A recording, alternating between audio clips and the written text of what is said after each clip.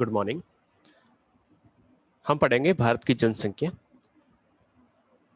कि भारत की जो जनसंख्या है किस प्रकार से जनसंख्या का घनत्व, वितरण और उसकी वृद्धि यानी growth, distribution and density of India, Indian population के बारे में डिस्कस करने वाले हैं। और इसी कड़ी में हम स्टार्ट करते हैं। सबसे पहले हम पढ़ेंगे कि हमारी इंडिया की जो पॉपुलेशन है उसकी जो डेंसिटी है या फिर हम उसकी जो ग्रोथ है उसको प्रभावित करने वाले, जिससे सबसे पहले उसके डिस्ट्रीब्यूशन को प्रभावित करने वाले कौन कौन से कारक है।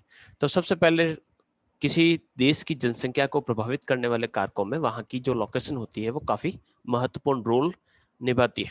अब लोकेशन का क्या रोल रहता है कि अगर हम देखें कि अगर उसकी लैटिट्यूडनल या लॉन्गिट्यूडनल जो लोकेशन है वह पॉपुलेशन के रहने के लिए काफी बेनिफिशियल है या नहीं, तो वो काफी ज्यादा अफेक्ट करती है। अब कैसे कि देखिएगा कि अगर उसकी लोकेशन अगर मान लीजिए पर्वतीय है या पर्वतीय क्षेत्रों में है या फिर उष्णकटिबंधीय क्षेत्रों में है या फिर वो पोलर रीजन्स में है, तो ऐसे क्षेत्रों में लोग जो है काफी कम रहना पसंद करेंगे। या फिर हम कह लीजिए किसी प्रकार का कोई माउंटेन रीजन है या फिर कोई डेजर्ट रीजन है, तो वहां पर लोग रहना पसंद नहीं करते हैं। तो वो सभी जो रीजन होते हैं वहां पर लो अमाउंट ऑफ पॉपुलेशन आपको देखने को मिलता है। तो लोकेशन जो है अफेक्ट डालती है। दूसरा जो है क्लाइमेट। अब क्लाइमेट किस प्रकार के हैं? क्लाइमेट काफी हॉट है, काफी ड्राई है, काफी ज्यादा आपके ह्यूमिड टाइप है। तो इस प्रकार से अगर क्लाइमेट जो है वह मानव के लिए अनुकूल नहीं है, यानी इस प्रकार की क्लाइमेट है जो उसके लिए बिल्कुल भी फेवरेबल नहीं है, तो ऐसी स्थिति में क्या होता है कि वह क्लाइमेट उसको बीमार कर सकती है या फिर उसके लिए कुछ प्रॉब्लमेटिक हो सकती है। तो इस प्रकार की जो सिचुएशंस रहती है, तो वो सिचुएशन जो है अफेक्ट डालती है वहां की लोगों की जो जीवन है, या फिर हम मान लीजिए कि वो उसके रहने के लिए लायक नहीं होती। तो क्लाइमेट जो इफेक्ट करती है, जैसे कि अगर कहा जाए कि अगर आप बर्फ वाले क्षेत्रों में रहना पसंद करें तो वहां पर आप नहीं रह पाएंगे, क्योंकि वहां की जो क्लाइमेट है आपके लिए ज्यादा इफेक्ट नहीं। तो भारत के संदर्भ में देखें तो भारत में अगर हम माउंटेन रीजन की बात करें तो माउंटेन रीजन में लोग बहुत कम रहते हैं। हमारा थार का जो डेजर्ट है वहां पर लोग कम रहते हैं। नॉर्थ ईस्ट का जितना भी जो भाग है वहां पर भी लोग कम रहते हैं। क्लाइमेट की बात करें तो थार का रेगिस्तान है, वहाँ की क्लाइमेट काफी हॉट है, तो वहां पर लोग रहना कम पसंद करते हैं। तो वहां पर आपको जो पॉपुलेशन है वो कम देखने को मिलेगी। और इसी प्रकार से जो पर्वतीय क्षेत्र है या पठारी क्षेत्र है तो वहां पर आपको लोग कम देखने को मिलेंगे। वहीं दूसरी तरफ अगर आप देखें कि मैदानी क्षेत्र है, तो मैदानी क्षेत्रों की जो लोकेशन रहती है काफी बढ़िया रहती है। वहाँ की मिट्टी काफी उपजाऊ रहती है, समतल क्षेत्र होता है, इस कारण वहां पर पॉपुलेशन आपको ज्यादा देखने को मिलता है। एल्टीट्यूड यानी हाइट कितनी है, और कॉन्फ़िगरेशन, कॉन्फ़िगरेशन का अर्थ होता है कि पर्वत है, पठार है, मैदान है। तो इस प्रकार से हम इन कारणों कारकों को वापस डिस्कस करते हैं कि एक तो विश्वव्यापी। विश्वव्यापी का अर्थ होता है पूरे विश्व में कहीं पर भी जाओगे तो ये जो फैक्टर है अफेक्ट डालेंगे। तो लोकेशन सबसे पहले कि वो किस लोकेशन पे है, उसका अक्षांशीय और देशांतरी विस्तार किस प्रकार का। वो पोलर रीजन्स में है तो नहीं, लोग कम रहेंगे। वो इक्वेटर के आसपास है तो लोग कम रहेंगे। हाइट काफी ज्यादा ऊंचाई वाले क्षेत्र है तो वहां पर आपको लोग कम देखने को मिलेंगे। इसके अलावा वहां के क्लाइमेट की क्या दशा है, तो हम इसको डिस्कस कर चुके हैं कि वहां की क्लाइमेट किस प्रकार की है, वह वहां पर प्रभावित डालती है। काफी ज्यादा गर्म है तो लोग नहीं रहेंगे, और काफी ज्यादा ठंडी है तो भी नहीं रहेंगे। बहुत ज्यादा बारिश होती है तो भी लोग कम रहेंगे, और बहुत कम बारिश होती है तो भी लोग कम रहेंगे। इसी प्रकार से धरातल, तो धरातल का अर्थ हो गया कि वह उबड़ खाबड़ धरातल है या फिर प्लेन सरफेस है, तो वो काफी ज्यादा प्रभावित करता है कि पॉपुलेशन वहां पर रहेगी या नहीं। इसी प्रकार से मीन सी लेवल से उसकी हाइट यानी उसकी जो अल्टीट्यूड है वो कितना है। तो समुद्र तल से जैसे जैसे हम ऊंचे जाते हैं तो वहां पर आपको ठंडी जलवायु देखने को मिलती है। तो कई ऐसे क्षेत्र होते हैं जो काफी ज्यादा हाइट पर रहते हैं, तो वहां पर बहुत ज्यादा बर्फ जमने की स्थिति आ जाती है, तो वहां पर लोग रहना कम पसंद करते हैं। तो ये आपके वर्ल्ड लेवल पर पाए जाने वाले कुछ फैक्टर्स है जो इफेक्ट डालते हैं कि वहां की जलवायु। अब कुछ रीजनल फैक्टर्स होते हैं। रीजनल फैक्टर्स का होता है कि जहां पर आप रह रहे हैं वहां की भूमि की बनावट किस प्रकार की। भूमि की बनावट का अर्थ होता है कि उबड़ खाबड़ है, यानी एक ऐसा क्षेत्र है जहां पर काफी ज्यादा बैडलैंड ट्रोफोग्राफी देखने को मिलती है, तो वहां पर आप रहना पसंद नहीं करेंगे। इंस्टेड ऑफ वहां पर आपको प्लेन सरफेस मिलती है तो वहां पर आप रहना पसंद करोगे तो भूमि की जो बनावट होती है वह प्रभावित करते हैं कि वहां की पॉपुलेशन का जो डिस्ट्रीब्यूशन रहेगा वो किस प्रकार का रहेगा। फिर आप जहां रहोगे यानी जहां पर पॉपुलेशन, हम जैसे पढ़ रहे हैं कि पॉपुलेशन कहाँ, उस पॉपुलेशन का डिस्ट्रीब्यूशन ज्यादा मिलेगा, तो वे सभी क्षेत्र जहां पर वाटर सप्लाई बढ़िया बढ़िया तरीके से मिलती है, पीने के लिए पानी है, तो वहां पर लोग रहना पसंद करेंगे। लेकिन ऐसे क्षेत्र जहां पर पीने के लिए पानी नहीं है, चाहे उसकी पीने के लिए हो, चाहे उसकी खेती बाड़ी के लिए हो, या फिर उसकी घरेलू जो आवश्यकता है उसके लिए उसको पानी की आवश्यकता रहती है, तो ऐसे क्षेत्रों में अगर पानी नहीं है तो वहां पर आपको पॉपुलेशन का डिस्ट्रीब्यूशन कम देखने को मिलेगा। इसी प्रकार से मिट्टी, अब मिट्टी जो है, मिट्टी की उपजाऊ क्षमता, क्योंकि हमारे प्लांट्स है, चाहे हम प्लांट्स पर डिपेंड करते हैं, हमारे जितने भी एनिमल्स होते हैं वो भी प्लांट्स पर डिपेंड कर रहते हैं, तो ऐसी स्थिति में जो सॉइल है या सॉइल की जो फर्टिलिटी है वह इफेक्ट डालती है कि वहां पर पॉपुलेशन का डिस्ट्रीब्यूशन किस प्रकार का रहेगा। अगर इसी प्रकार का कोई फैलो लैंड है जो बिल्कुल ही बंजर है, अनुपजाऊ है, बिल्कुल भी वहां पर, या फिर अल्कलाइन है या सलाइन है, तो ऐसी स्थिति में आप क्या देखेंगे कि वहां पर आपको पॉपुलेशन का डिस्ट्रीब्यूशन कम देखने को मिलेगा। यही कारण है कि जालोर बाड़मेर जो क्षेत्र है वहां पर अल्कल आपके सलाइन जो मिट्टी है, तो उसके कारण वहां पर पॉपुलेशन आपको कम देखने को मिलती है। इसके अलावा अगर डेल्टा रीजन की बात करें या फिर हम एलुवियल सॉइल्स के जो डिपोजिट्स वाले जो रीजन है, तो वो काफी ज्यादा फर्टिलिटी पावर वाली होती है, काफी प्रोडक्टिव सॉइल होती है, तो ऐसे स्थिति में वहां पर आपको लोग ज्यादा देखने को मिलेंगे।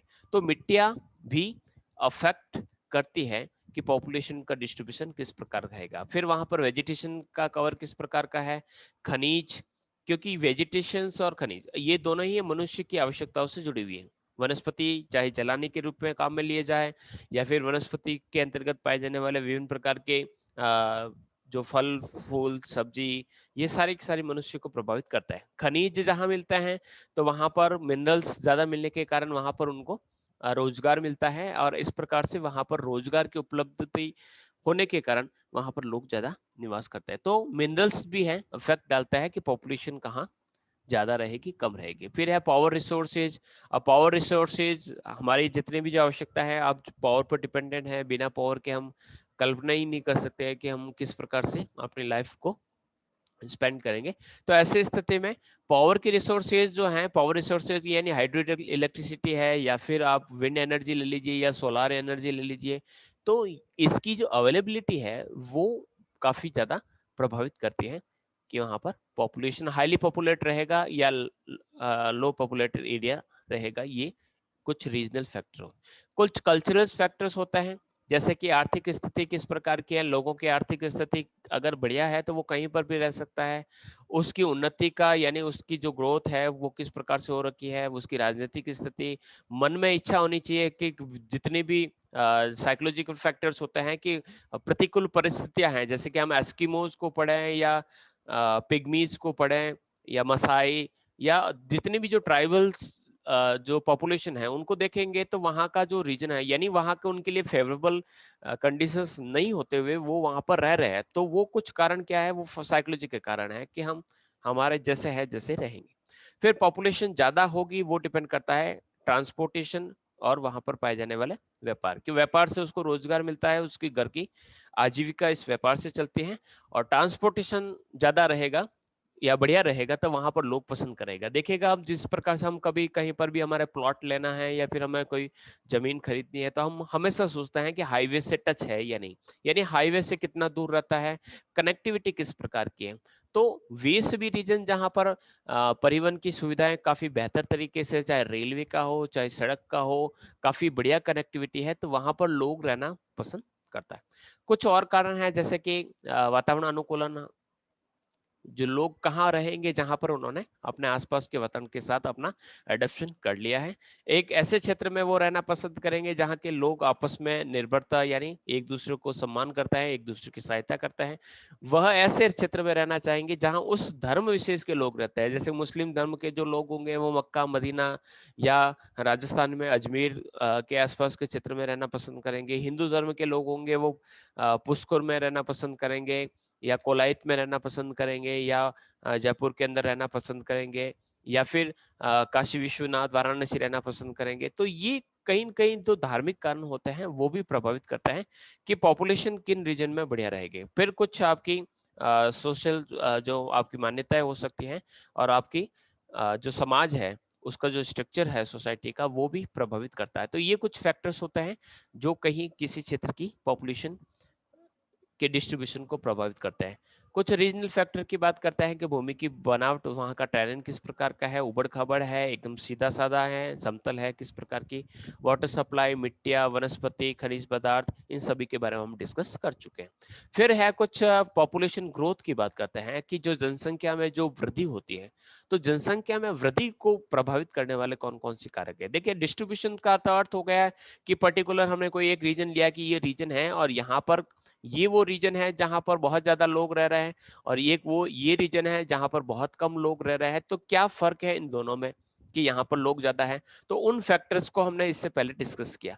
अब हम डिस्कस कर रहे हैं कि वहां पर ग्रोथ, अब ग्रोथ को हम किस प्रकार से कैलकुलेट करते हैं कि आपके जो सेंसस जो ईयर होते हैं वो हर 10 साल के बाद आपकी पॉपुलेशन को काउंट किया जाता है। जैसे 2021 का जो टाइम है, अब अभी वापस फिर फिलहाल पुनः हम पॉपुलेशन को वापस गिनने वाले हैं। तो लास्ट जो हमारा जो सेंसस के जो डेटा आए थे वो 2011 में आए थे, और अब जो डेटा आएंगे वो 2021 में आएंगे। तो उन दोनों का जो 10 साल का जो गैप है, उसमें पॉपुलेशन में कितना इंक्रीमेंट हुआ या उसके अंदर कमी आई, तो इंक्रीमेंट होता है तो उसको प्रभावित करने वाले कारण। अब पॉपुलेशन ग्रोथ होगी तो वो डिपेंड करती है आपकी इकोनॉमिक ग्रोथ पर, कि आपने आपकी जेब में कितना पैसा है, क्या आप सरवाइव कर पाते हैं या नहीं कर पाते हैं। अगर आपके पास जेब में पैसा है, या फिर आपकी रहन सहन का स्तर अच्छा है, आपको रोजगार है, आपके पास हर प्रकार की सुविधा है, तो वहां पर पॉपुलेशन की ग्रोथ होने की संभावना बढ़ जाती है। इसके अलावा स्टेबिलिटी ऑफ सोसाइटी, आपका सामाजिक जो समाज है वो आपका किस प्रकार का है, क्या वो स्थिर है या अस्थिर है। फिर आपका कॉन्ट्रप्शन की अवेलेबिलिटी, सोशल नॉर्म्स, गवर्नमेंट की पॉलिसी की अगर हम डिस्कस करें कि गवर्नमेंट ने इसी प्रकार का बैन लगा दिया कि हम दो हमारे दो, हम दो हमारा एक, या इस प्रकार की कोई बैरियर्स ला दिया कि गवर्नमेंट कर्मचारी होंगे उनकी दो से ज्यादा संतान नहीं होगी, तो इस प्रकार के जो नॉर्म्स होते हैं वो ग्रोथ को प्रभावित करते हैं। फिर आपके हेल्थ केयर के स्टैंडर्ड किस प्रकार के हैं। हेल्थ केयर के स्टैंडर्ड को हम इस प्रकार से देख सकते हैं कि हमारी जो डेथ रेट है और हमारी जो बर्थ रेट है, वह दोनों ही हमारी पॉपुलेशन को की ग्रोथ को बढ़ाती है।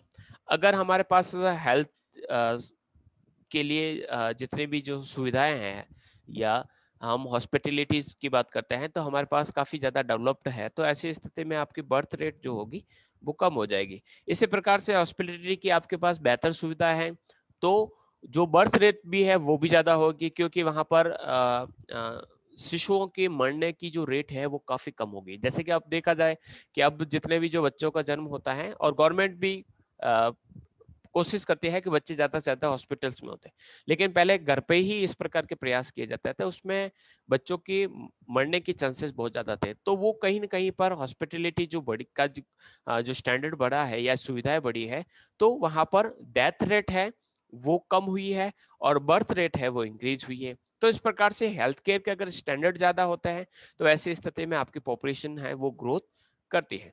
फिर है आपका माइग्रेशन। अब माइग्रेशन यानी आपका जो इमिग्रेशन जो रहता है या इमिग्रेशन जो रहता है, तो माइग्रेशन जो पॉपुलेशन होती है, माइग्रेशन दो प्रकार से भी हो सकता है, या फिर तो आप्रवास होगा या उत्प्रवास होगा। यानी अगर हम देखें तो कोरोना से पहले वाली जो सिचुएशन थी, तो हम हमारे बिजनेस के लिए हमने अपने राजस्थान को छोड़ा और हम मुंबई की तरफ चले गए रोजगार के लिए। तो हमने वहां पर क्या किया, प्रवास किया। अब सिचुएशन जैसे चेंज हुई, जैसे कि अभी कोरोना का काल चला, तो कोरोना के काल में वहां की जो सिचुएशन थी मुंबई की, पुणे की, वो काफी अच्छी नहीं रही।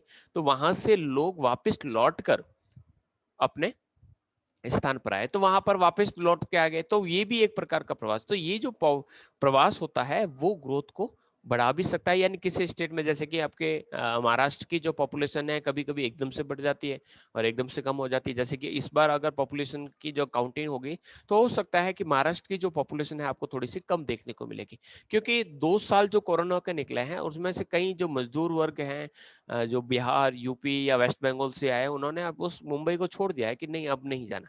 तो माइग्रेशन जो होता है वो पॉपुलेशन की ग्रोथ को बढ़ाता है। इसके अलावा आपके कल्चरल एटीट्यूड और फैमिली की जो साइज है, फैमिली लेबर का मार्केट पार्टिसिपेशन किस प्रकार का है, कॉस्ट ऑफ एजुकेशन किस प्रकार का है, तो वो सभी इसकी सारे ये जो फैक्टर्स होता है वो पॉपुलेशन की ग्रोथ को इंक्रीज कर सकते हैं। फिर कुछ सांस्कृतिक कारक है, जैसे कि आपके पास रिसोर्सेज किस प्रकार के हैं, ये हम डिस्ट्रीब्यूशन और मिक्स पढ़ रहे हैं। डिस्ट्रीब्यूशन के कुछ फैक्टर हैं, कुछ आपके ग्रोथ के जो फैक्टर्स है, ये डिस्ट्रीब्यूशन के फैक्टर्स हैं कि आपके पास रिसोर्सेज किस प्रकार के हैं। अगर आपके पास पावर रिसोर्सेज ज्यादा, जैसे कि डायरेक्ट और इनडायरेक्टली, अगर आपके पास पावर रिसोर्सेज है तो आप अपने जो इंडस्ट्रियलाइजेशन का जो है उसको काफी ज्यादा बढ़ाने की कोशिश करें, उसको डेवलप करेंगे। तो जब इंडस्ट्रियलाइजेशन आपका बढ़ेगा तो उस वहां पर आपको रोजगार भी मिलेंगे। अब रोजगार मिलेंगे तो वहां पर लोग भी ज्यादा रहना पसंद करेंगे, और जब लोग वहां पर बहुत ज्यादा इकट्ठे होंगे तो वहां पर आपको एक अर्बनाइजेशन भी देखने को मिलेगा। तो डायरेक्ट इनडायरेक्टली जो है, ये जो पावर रिसोर्सेज ऑफ पावर जो है वो प्रभावित करते हैं। फिर आर्थिक उन्नति के स्टेज ऑफ इकोनॉमिक ग्रोथ, आपकी आर्थिक स्थिति किस प्रकार की है, तो वो भी पॉपुलेशन को यानी आप कहीं जाओगे या कहीं दूसरी जगह एक ही जगह पसंद रहना पसंद करोगे, तो वो डिपेंड करता है कि आपकी जेब कितनी भारी है। इसके अलावा आपका बहुत जो टेक्निकल जो एडवांसमेंट्स है कितना है, इसके अलावा आपका सोशल एंड कल्चरल फैक्टर्स है, पॉलिटिकल फैक्टर्स होते हैं, कुछ अंतरराष्ट्रीय पारस्परिक निर्भरता यानी इंटरनेशनल इंटरडिपेंडेंस का अर्थ ये हो गया कि अगर हम किसी क्षेत्र में, ये वर्ल्ड लेवल पर ये फैक्टर ज्यादा काम करता है कि अगर हम किसी देश में, जैसे हम अमेरिका जाना पसंद करते हैं, अमेरिका में रहना पसंद करते हैं, चाइना में रहना लोग पसंद कम करते हैं। अमेरिका में रहना पसंद क्यों करते हैं कि वहाँ की हो सकता है कि लाइफस्टाइल बढ़िया हो, या फिर आपको वहाँ पर रोजगार बढ़िया मिलता हो, आपकी इनकम अच्छी हो। तो ये डिपेंड, अगर अमेरिका के साथ भारत के जो रिलेशंस हैं वो काफी खराब हो जाए तो ऐसी स्थिति में वहां का जो वीजा मिलना है वो आपको मुश्किल हो जाएगा। इसके अलावा कुछ रिच कारक होते हैं, वो जो होते हैं वो कहलाते हैं मनोवैज्ञानिक कारण। मन ही नहीं है अपने स्थान को छोड़कर कि नहीं मैं तो मेरे गांव और मेरे देश को छोड़कर कहीं नहीं जाऊंगा, तो वहां की जो पॉपुलेशन है कि वो स्टेबल रह सकती है। फिर वर्तमान भारत में अगर जनसंख्या विस्फोट की जो स्थिति देखा जा सकता है, पॉपुलेशन ग्रोथ की जो रेट है वह काफी ज्यादा चुनौतीपूर्ण देखी जा रही है। और इस प्रकार से अगर जनसंख्या बढ़ती रही तो आने वाले समय में इस बढ़ती जनसंख्या के लिए जो खाद्यान्न यानी फूड ग्रेन्स की जो अवेलेबिलिटी रहेगी वो काफी कम रहेगी, और भूखमरी की स्थिति भी देखी जा सकती है। इसी के संदर्भ में लंदन के जो जनसंख्या विशेषज्ञ है हार्मन वेरी, उन्होंने कहा है कि आगामी सन 2050 तक संसार की हालत महाप्रलय से भी बुरी हो जाएगी। शुरुआत हो चुकी है, जिस प्रकार से आप अभी देख रहे हैं इन दिनों। तब धरती पर न तो इतने लोगों के लिए पर्याप्त भोजन मिल पाएगा, और न शुद्ध वायु, और न वायु के लिए देखिएगा जद्दोजहद अभी भी चल रही है। पानी, बिजली से की जो समस्या है उससे हम देख ही रहे हैं। पानी जो है वह हमारे लिए फन है। इस बार जो समस्या आएगी वो इस प्रकार से, इस बार जिस प्रकार से हम ऑक्सीजन कॉन्ट्रैक्ट कंस्ट्रक्टर यूज कर रहे हैं, तो इस प्रकार से बिजली के लिए देखिएगा समस्या है, और पानी के लिए युद्ध अब आने वाले समय में हो जाएगा। पहले पानी बोतल बंद मिलने लगा, अब बोतल बंद आपको ऑक्सीजन मिलने लगी, तो कई प्रकार की समस्याएं आने लगेगी। देश की उत्पादकता यानी जो प्रोडक्टिविटी है वह राष्ट्रीय विकास का आधार है। यानी आप कितना प्रोडक्ट, जैसे कि आपके अगर अब जीडीपी की बात करें तो हम माइनस में चले गए, लगभग कहा जाता है कि हम 100 साल पीछे चले गए। यानी हमारी जो इकोनॉमी है वो काफी ज्यादा लो स्टैंडर्ड पर पहुंच चुकी है, और बेरोजगारी की फौज लगातार खड़ी है। तो इस प्रकार से जनसंख्या निरंतर बढ़ती रही है, और ये जो जनसंख्या जो बढ़ रही है उसके क्या क्या कारण है। तो सबसे पहला जो कारण है वो है जन्म दर। अब जो बर्थ रेट है, फिर आपके मोर्टेलिटी रेट या हम कह सकते हैं डेथ रेट, फिर आपका माइग्रेशन, फिर आपकी जीवन प्रत्याशा। जीवन प्रत्याशा का अर्थ होता है कि एक व्यक्ति औसतन एवरेज रूप में कितने साल जिएगा। ये डिपेंड करता है आपके हॉस्पिटैलिटी या जो आपकी जो खान पान यानी जो उसको जो न्यूट्रिशन या कैलोरी की जो आवश्यकता रहती है उसकी पूर्ति किस प्रकार से होती है। इसके अलावा विवाह एवं संतान प्राप्ति की अनिवार्यता, भारत में ऐसी मान्यता है कि विवाह होना और संतान होना बहुत जरूरी है, तो इस प्रकार से जो जनसंख्या है वो बढ़ती जाती। फिर है आपकी अशिक्षा, अज्ञानता, बाल विवाह, अंधविश्वास, लड़की की चाह, और ये मुख्य कारक हैं। अन्य कारकों के बारे में डिस्कस करेंगे। ये एक मैप है, इस मैप के अंतर्गत देखिएगा 3D मैप है, जहां पर सबसे ज्यादा आपको पिलर्स दिख रहे हैं, बड़े बड़े पिलर्स दिख रहे हैं, वहां की पॉपुलेशन आपको बहुत ज्यादा देखने को मिल रही है। आइए बढ़ते हैं, बर्थ रेट की बात करते हैं। तो जैसे कि बर्थ रेट, अब जैसे कि देखिएगा बर्थ रेट है 3.5, सबसे हाईएस्ट जो बर्थ रेट है देखिए बिहार है, as a fertility rate of 3.41, तो हाईएस्ट जो बर्थ रेट है वो आपको बिहार में देखने को मिलती है। लोवेस्ट जो है कम से कम वो आपको सिक्किम के अंतर्गत मिलने देखने को मिलती है, केवल 1.17 आपको वहां पर फर्टिलिटी रेट देखने को मिलती है। तो इसके पीछे क्या कारण है? तो सबसे पहले जन्म दर की बात करते हैं। तो एक वर्ष में जनसंख्या के प्रति 1000 व्यक्तियों में जन्म लेने वाले जीवित बच्चों की संख्या जन्म, यानी 1000 जो व्यक्ति हैं उस पर कितने बच्चों ने एक साल में जन्म लिया, वो वहां की बर्थ रेट कहलाती है। अगर जन्म दर अधिक हो तो हमें पता है कि पॉपुलेशन इंक्रीमेंट आपको ज्यादा ग्रोथ ज्यादा देखने को मिलेगी। भारत में जन्म दर बहुत अधिक है, ये हमें पता है। 1911 में जन्म दर की बात करें तो 49.2 प्रति हजार, लेकिन मृत्यु दर उस समय 42.6 प्रति हजार होने के कारण जनसंख्या वृद्धि दर कम थी। देखिएगा जन्म दर, देखिएगा कि अगर साल भर में, एक छोटे से उदाहरण के तौर पर देखिएगा कि एक महीने का उदाहरण ले लेता है, एक महीने में 10 बच्चों ने किसी गांव में जन्म लिया और वहां पर एक महीने में 10 बूढ़े व्यक्तियों की मौत हो गई, तो ऐसी स्थिति में क्या रहता है, वहां पर बैलेंस बना रहता है। लेकिन अगर यहाँ पर डेथ रेट कम हो जाए और बर्थ रेट बढ़ जाए तो नो डाउट वहां की पॉपुलेशन बढ़ेगी। अब डेथ रेट कम हो गई तो उसके पीछे कारण क्या है? तो जो हॉस्पिटल्स की जो सुविधाएं हैं वो काफी बढ़ चुकी हैं, इसलिए वहां पर बर्थ जो डेथ रेट है उसको काफी ज्यादा कंट्रोल कर दिया गया। तो इसी प्रकार से सन 1971 की जनसंख्या है उसमें कुछ कमी देखने को मिली। कमी कितनी थी कि वहां पर 41.2 व्यक्ति प्रति हजार ये डेथ रेट है, ये मृत्यु दर है। लेकिन मृत्यु दर जो है वह 42.6 व्यक्ति प्रति हजार से घटकर 19 रह गई। अब ये क्यों रह गई 71 के अंतर्गत? तो 71 के अंतर्गत कह सकते हैं कि कुछ युद्ध हुए या फिर कह सकते हैं कि जो वृद्धि दर है वहां पर लगभग कितनी हो गई, 22.2% हो चुकी थी। दूसरा जो फैक्टर है वह है डेथ रेट। अब डेथ रेट का अर्थ क्या होता है कि किसी देश में जनसंख्या के प्रति 1000 व्यक्तियों पर एक साल में मरने वाली व्यक्तियों की जो संख्या होती है वह मृत्यु दर कहती है, यानी 1000 व्यक्तियों में से कितने व्यक्तियों ने दम तोड़ा साल भर के अंतर्गत। तो किसी देश में मृत्यु दर जितनी ऊंची होगी जन्म दर उतनी ही नीचे होगी। मर ज्यादा रहे हैं तो ऐसी स्थिति में जनसंख्या वृद्धि जो दर है वो काफी नीचे रहेगी।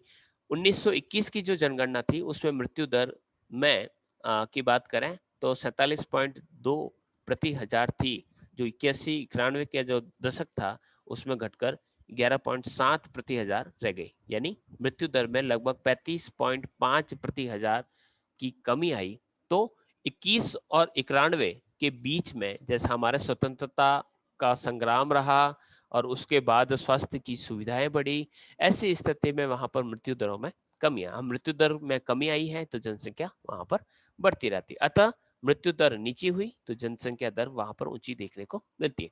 तो इसी प्रकार से मृत्यु दर यानी डेथ रेट में ज्यादा लगातार जब कमी होती है तो जो भारत में है वृद्धों का अनुपात काफी अधिक होगा और जनसंख्या भार जो है वह बढ़ेगा। जन्म दर और मृत्यु दर को कह सकते हैं कि जो अंतर रहता है उसको हम नेचुरल ग्रोथ रेट के नाम से जानते हैं। अब देखिए कि वृद्धि का दर यानी डिपेंडेंट पॉपुलेशन की बात करते हैं, यहाँ पर डिपेंडेंट पॉपुलेशन की बात करते हैं तो 0 से 14 ईयर्स के जो पर्सन्स होते हैं और इसके अलावा 65 प्लस के जितने भी जो पर्सन्स होते हैं वो डिपेंडिंग पॉपुलेशन होता है, उसमें उनका देश की इकोनॉमी या किसी प्रकार से उसके डेवलपमेंट में उनका कोई रोल नहीं रहता है। यानी रिटायर्ड पर्सन होते हैं या फिर 14 साल से छोटे जो बच्चे होते हैं उनका कोई योगदान नहीं होता है, वो किसी प्रकार का कोई उत्पादन नहीं करते, देश के विकास में उनका कोई योगदान नहीं रहता। तो ऐसी स्थिति में क्या होता है कि वहां पर जो वृद्धों का अनुपात अगर काफी अधिक है, बूढ़े ही बूढ़े ज्यादा हैं, तो वहां पर आने वाला जो समय रहता है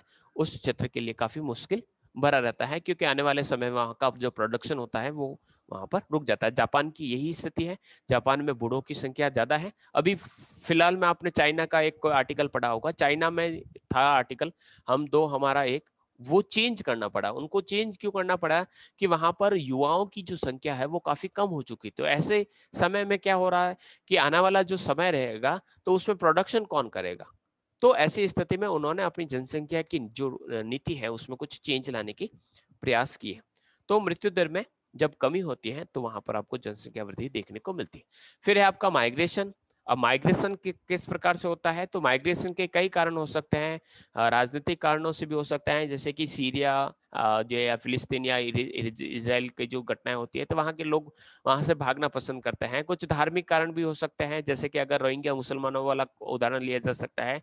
तो जहां कहीं पर राजनीतिक भी हो सकता है, धार्मिक भी हो सकता है कि कहीं पर कुछ फ्लड्स आ गई, या फिर वहां पर वल्केनिक इरप्शन ज्यादा हो रहा है, भूकंप बहुत ज्यादा आते हैं, तो कुछ वहां के लोग उस स्थान को छोड़ने का प्रयास करते हैं। इसके अलावा रोजगार, शिक्षा, चिकित्सा, स्वास्थ्य, विवाह, ये कई कारण होते हैं जो माइग्रेट होने के लिए हमें मजबूर करते हैं। तो जनसंख्या के एक स्थान से दूसरे स्थान पर जब उसका ट्रांसफर होता है तो उसे हम प्रवास या माइग्रेशन कहते हैं। जनसंख्या की वृद्धि में प्रवास का रोल रहता है। बांग्लादेश की सीमा से लगे जितने भी जो राज्य होते हैं वहां पर आपको पॉपुलेशन बहुत ज्यादा देखने को मिलती है, तो उसके पीछे कारण है वहां पर पाए जाने वाले जो प्रवासी हैं वो वहां पर घुस रहे हैं। जैसे कि त्रिपुरा, मेघालय, असम में जनसंख्या वृद्धि जो होते हैं उसके पीछे कारण है कि बांग्लादेश से आने वाले जो शरणार्थी हैं वो वहां पर धीरे धीरे बसते जा रहे हैं और वहां की जो पॉपुलेशन है उसको बढ़ा रहे हैं। इसके प्रकार से कहा जा सकता है कि भारत की जो आबादी है उसमें 1% का जो इंक्रीमेंट होता है उसके पीछे मुख्य कारण जो है यही प्रवास रहता है। फिर है जीवन प्रत्याशा। जीवन प्रत्याशा का अर्थ होता है कि व्यक्ति कितना जिएगा। तो जन्म दर और मृत्यु दर के अंतर को हम प्राकृतिक वृद्धि कहते हैं। मृत्यु दर में जब कमी होती है तो जीवन प्रत्याशा में वृद्धि होती है। अब मृत्यु दर में कमी हुई है यानी आदमी मर नहीं रहे हैं, इसका मतलब हो गया आदमी ज्यादा जीवन जी रहे हैं। तो ज्यादा जीवन जी रहे हैं यानी उसकी जो उम्र है वो काफी ज्यादा।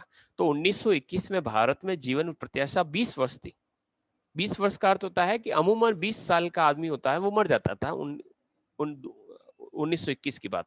और आज लगभग 63 यानी 63 साल का जो हो गया है एवरेज, उसकी उम्र पूरी हो चुकी है।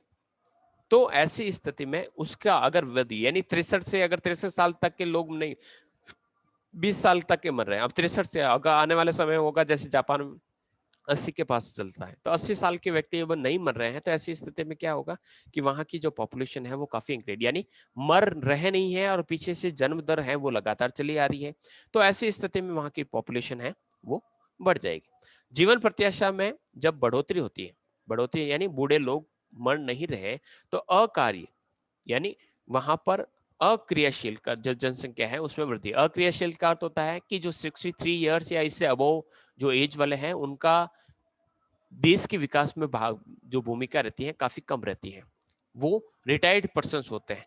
वो रिटायर्ड पर्सन की पॉपुलेशन बढ़ती रहती है, तो जो देश में इस प्रकार की पॉपुलेशन है, बूढ़ों की संख्या ज्यादा है, तो वो जो देश होता है उन्हें समझा जाता है कि आने वाले समय में ये जो देश होता वो कमजोर हो जाएगा। लेकिन अगर किसी देश में अगर युवा वर्ग की जैसे पॉपुलेशन ज्यादा है, जैसे भारत के संदर्भ में, तो कहा जाता है कि वह विश्व की एक महत्वपूर्ण शक्ति के रूप में उभर कर सामने आएगा, क्योंकि वहां पर प्रोडक्शन करने वाली जो ये युवा वर्ग है वो काफी ज्यादा बढ़ जाते हैं।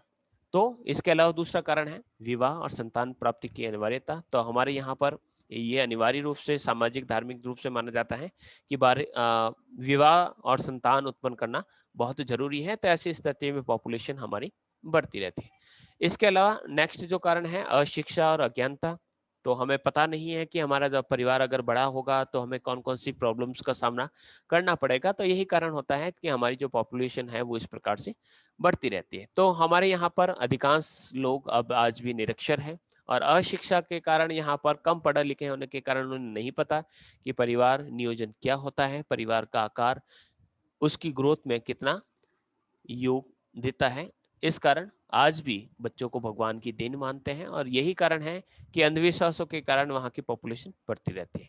बाल विवाह, तो बाल विवाह कम उम्र में जो विवाह हो जाता है जैसी प्रथाएं चलती हैं। हालांकि बाल विवाह को थोड़ा सा किताबों के अंतर्गत बहुत ज्यादा बढ़ चढ़कर दिखाया गया है। यहाँ पर ये डिपेंड करता है कि एक जो स्त्री है उसका विवाह की आयु किस पर है। जैसे कि हमारे यहाँ पर जो चल रहा है 18 से 18 और 21 का चल रहा है, यानी बिलो 18 जो है वहां से विवाह नहीं होगा। तो विवाह नहीं होगा 18 साल के, इसका अर्थ क्या होगा कि जो बच्चों का जन्म होगा वो 18 से के बाद होगा। 18 से बाद होगा। लास्ट जो उम्र रहती है लगभग 45 ईयर्स रहती है।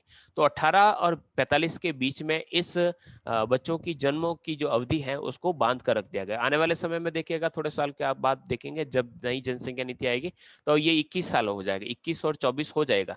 तो 21 हो जाएगा तो 21 से 45 साल यानी 20 साल के अंतर्गत आपके जितने भी बच्चे होने हैं वो हो जाएंगे। तो ये जो रेट होती है वो कम। अब बाल विवाह की बात करते हैं तो बाल विवाह जो है वह काफी ज्यादा। तो बाल विवाह के अंतर्गत ये जो 18 यानी 18 से अगर हम मान लीजिए हैं 12 ले लेते हैं तो वहां पर 6 साल एक्स्ट्रा बन जाते हैं।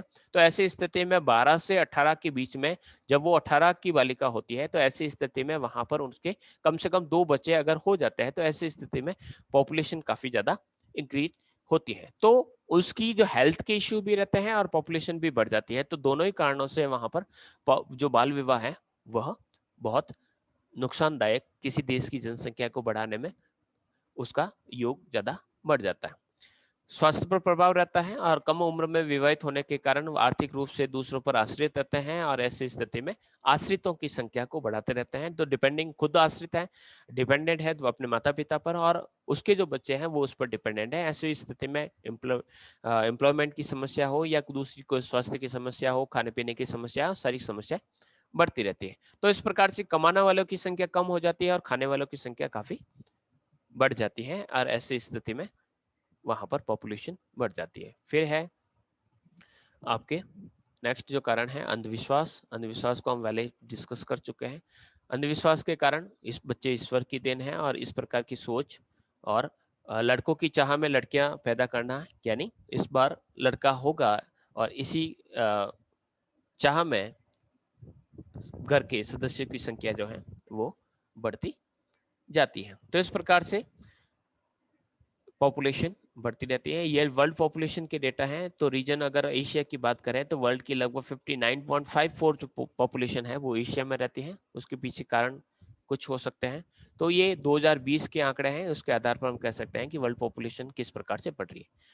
कुछ सिटीज की बात करें तो टोक्यो की जो पॉपुलेशन है आप देख सकते हैं लगभग 30 करोड़ तक यहाँ की जनसंख्या, और यहाँ का जो एरिया है यानी यहाँ पर देखिए लगभग 13,500 व्यक्ति जो है यहाँ पर एरिया के अंतर्गत, यहाँ जो एरिया है ये 13,500 स्क्वायर किलोमीटर का एरिया है और वहां पर किलोमीटर के अंतर्गत आपको 2716 व्यक्ति प्रति वर्ग किलोमीटर के अंतर्गत देखने को मिलेंगे। इसके अलावा पर किलोमीटर में आप देखिएगा पर किलोमीटर में 17,933 व्यक्ति, पर किलोमीटर एरिया में आपको 18,268 यानी कई बहुत ज्यादा।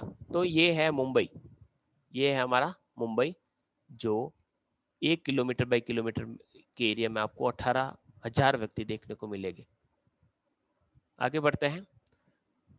ये एक अध्ययन है लैसेट द्वारा और उन्होंने कहा है कि 2048 में भारत की जनसंख्या 1.6 बिलियन हो जाएगी और ऐसी स्थिति में वो चाइना को भी पीछे छोड़ देगा।